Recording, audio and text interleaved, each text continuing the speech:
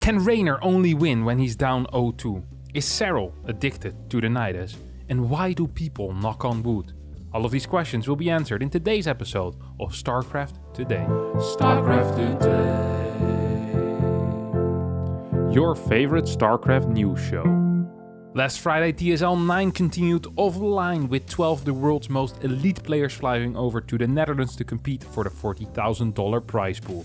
On day 1 we saw some instant bangers being played in the losers bracket, starting with Maru versus Hero. Hero easily took the first 2 maps, and in game number 3 Maru looked to be on the ropes after the Protoss player got a bunch of SCV kills with some surprise phoenixes. The South Korean Terran, however, managed to delay Hero's stack by going for a bit of a mine contain and managed to pick up a win a couple of minutes later by having some fantastic EMPs blanket the entire Protoss force. The 4th game featured a late game which abruptly ended when Hero got caught out of position twice in key moments and thus evened out the score 2-2. In the final game, Maru lost a bunch of workers to a storm drop but quickly countered with a double drop in the main, which Hero wasn't prepared for, which swiftly ended the game, thus completing the reverse sweep in favor of the Korean Terran. The next 3 lower bracket matches saw no major upsets as Beyond 3-1 Gumiho, Solar took out a weak-looking Classic in a 3-0 sweep, and Hero Marine managed to take out Zaun for a 3rd time this year with a clean 3-1 score. The final 2 matches of day 1 were 2 rather one-sided stomps. In Beyond vs Maru, it felt like Beyond managed to get some good positions in the mid-game, but once Maru got a fort base going and stabilized, he seemed untouchable and managed to win the series 3-0. Solar vs Hero Marine also ended up in a clean 3-0 sweep in favor of the Korean Zerg. Hero Marine tried his best to poke some holes into his opponent's defense, but was not capable of doing that and ended up losing the series without taking a map.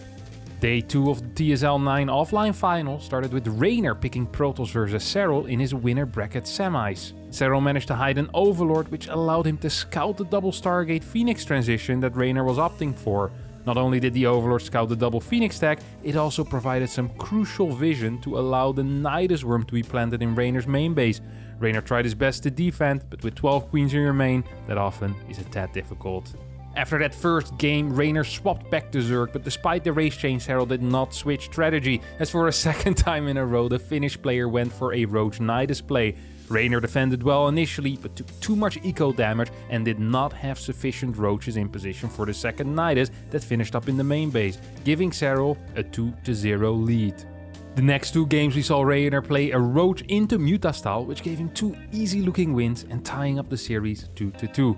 The final game of the series featured another aggressive play out of Serral as he went for a quick Ling Bane Flood, which managed to take out Rainer's 3rd base and pretty much sealed the deal right there. Serral moved on into the winner bracket finals while Rainer got knocked down to fight versus Solar.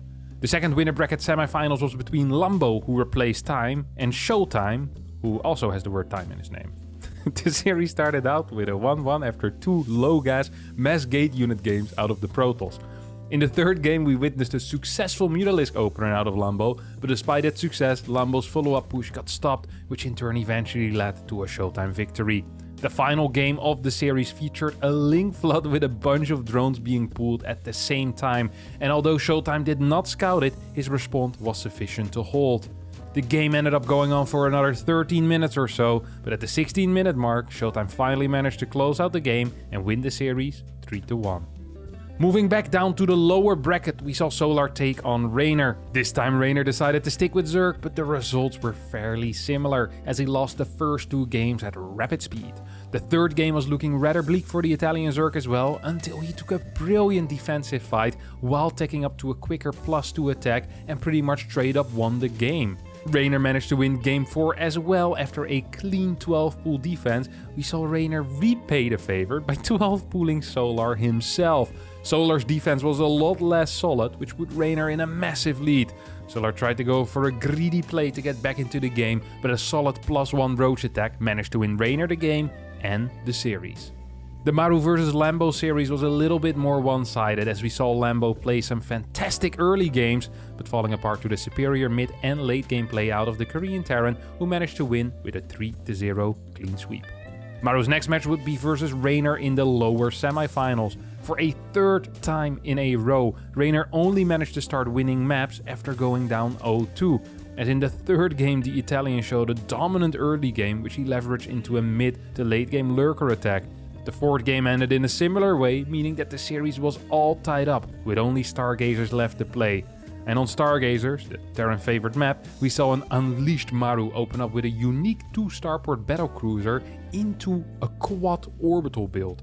Raynor tried to go for a pretty delayed Roach Queen Corruptor timing, but sadly for Raynor this did not end up working and put him in such a bad position that the game was pretty much unplayable. Maru did not make any game-losing errors and swooped up the game, as well as the series, a couple of minutes later. The winner bracket finals was a rather one-sided affair, with Serral taking a quick 3-0 lead. Luckily for Showtime and for the viewers, it was a best of 7, or we might have ended up missing the game of the week and perhaps even the game of the year, as game number 4 ended up being one of the greatest PvZs that I have ever seen in my entire life. Starting with some dynamic Ling Muta play out of Serral, Showtime looked completely dead in this game, but after a failed 5 Overlord Ling drop, the Protoss player managed to somewhat stabilize on 4 bases. Showtime then opted for a ground style, while Serral tagged into quick brutes as a natural follow-up to the Mutas and ended up in a situation where he was getting outmaneuvered by Showtime's much more mobile army. This eventually turned into an insane Airtos versus Air Zerg army, with Showtime running out of money for interceptors, while Serral managed to keep a lot of queens and some infestors alive. The game came to an epic conclusion, including burrowed infestors, a clutch Oracle snipes, and 4 carriers without interceptors. Showtime lost the series 4-0, but won the hearts and the minds of the people. The only game that truly stood out in the lower bracket finals was the Data C game, in which Maru almost made an impossible comeback. But despite his best efforts, Maru ended up getting trumped by Showtime's powerful late game economy. Despite that, Maru managed to win the overall rather boring series with a 4-2 score. The finals of TSL 9 also was a rather one-sided affair. The only game that Maru managed to win was with a 2-Rex proxy. Serral managed to secure all other games with superior play and decision making, and thus won the finals with a 4-1 score. Congratulations to Serral for winning. That wasn't the only StarCraft 2 of the week, as we also had Group D of the GSL this week. Group D contained Su, Creator, Ragnarok and Ryung, and Su and Creator started off in match 1, with Creator showing a big diversity of builds in this series, surprising Su in the rubber match with a beautiful double Stargate Phoenix play and winning Game 3 as well as the series. The second match between Ragnarok and Ryung was a complete stomp, as in both games, the moment the late game was about to start, the Terran player seemingly fell apart and the Ragnarok took a clean 2-0 victory. In the winners match between Ragnarok and Creator, it was Creator who won map 1 with a powerful 3-base Blink Sentry Immortal timing, which Ragnarok hadn't quite prepared for. The second game, Creator decided to go for another aggressive play, but this time around he got shut down quite hard, allowing Ragnarok to eventually pick up the game. On the final map of this best of 3, Creator once again went for a 2-base all-in, but got completely blasted by Ragnarok's Ling Bane Ravager defense, giving Ragnarok the win and the first place in this group. In the losers match between Su and Ryung, the Terran player failed to impress once again. He seemingly got close in game number 2 with a proxy 4Rex, but Su's Ling Queen Spine defense held in the end and won him the series. That meant that the final match of the day ended up being the rematch of the first match of the day, and just like in the first match, Creator managed to take out Su, this time without even dropping a map, as he managed to get a 2-0 victory, allowing him to advance on to the next round.